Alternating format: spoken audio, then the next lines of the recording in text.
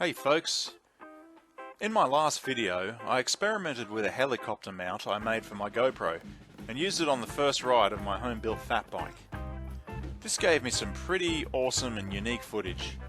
I made it at home using materials easily available for less than $20. In this video, we'll have a closer look at the setup so you can see exactly what it looks like and what's involved so you too can make your own helicopter mount to add some new angles to your action videos.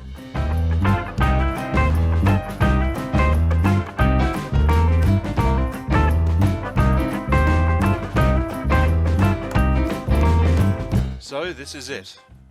Nice and simple.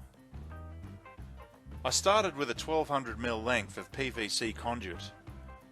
I then drilled a hole at the 500mm mark for the balance point. I did that so the camera end would stick out a bit further while keeping the overall length down.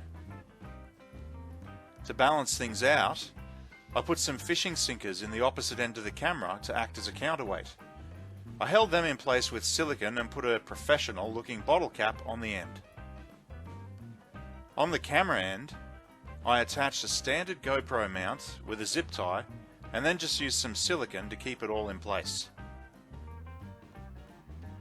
Attaching everything to the helmet, I used an adjustable straight joint mount and attached it to a helmet mount.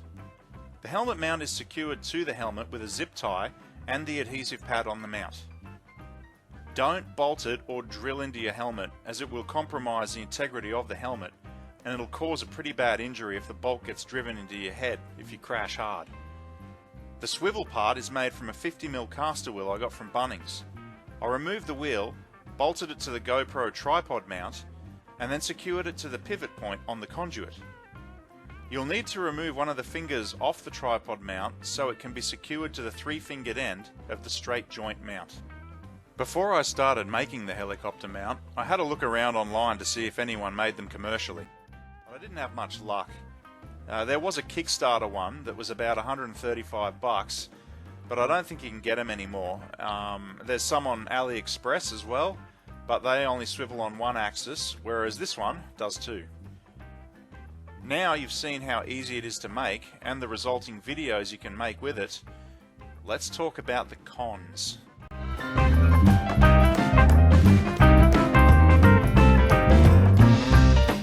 Not including your helmet, the swivel mount weighs about 900 grams in total, including the GoPro in its housing. So I wouldn't really recommend it for a long ride, skate, snowboard or whatever you're planning on doing with it.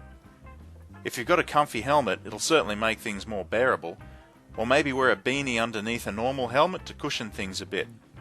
But if you're doing some hard and fast maneuvering on a rough trail, it could still be a bit tiring for your neck, so that's something to keep in mind.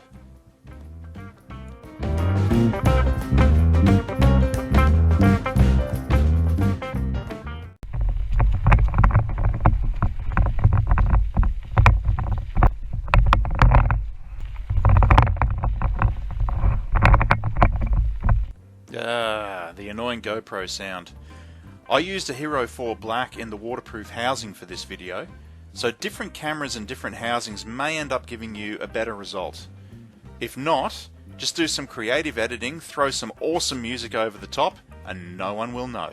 Fekete az ég, fordítsd fel, a pirul az ég, hirdesd el, a hideg a föld, mozdítsd el, sok a butaság, számold el, ki az elején, vérünk vagy, gyere ide most!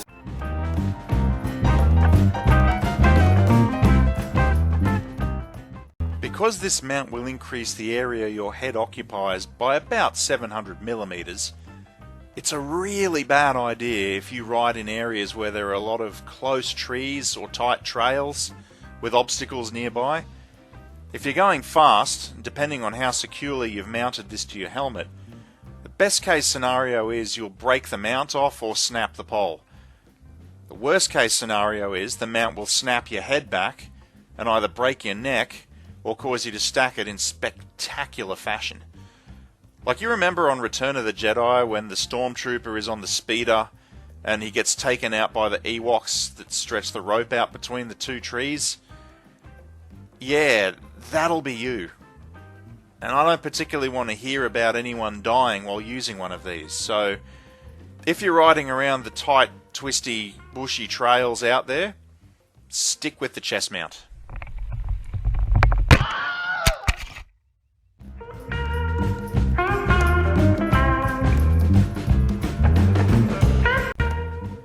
Okay, this isn't a real deal breaker as far as I'm concerned. I don't think it's a big issue personally, but it's still worth addressing because there may be some out there who are a bit self-conscious or a bit shy, you know. So you probably will get paid out if people see you with this because, hey, let's face it, you're going to look like a massive dork with this big spinny thing on the top of your head. So just something to keep in mind if you're out in public with it, you know, that people might laugh at you and stare at you and, you know, but you could have people coming up saying, hey, that's a really awesome idea and how did you do that? So that's everything you need to know about making your own camera helicopter mount and using it. I'd love to take credit for it, but it ain't my idea. But it's a great little project and can really spruce up your videos and give a unique perspective without breaking the bank. Anyway, enjoy folks and have fun, eh?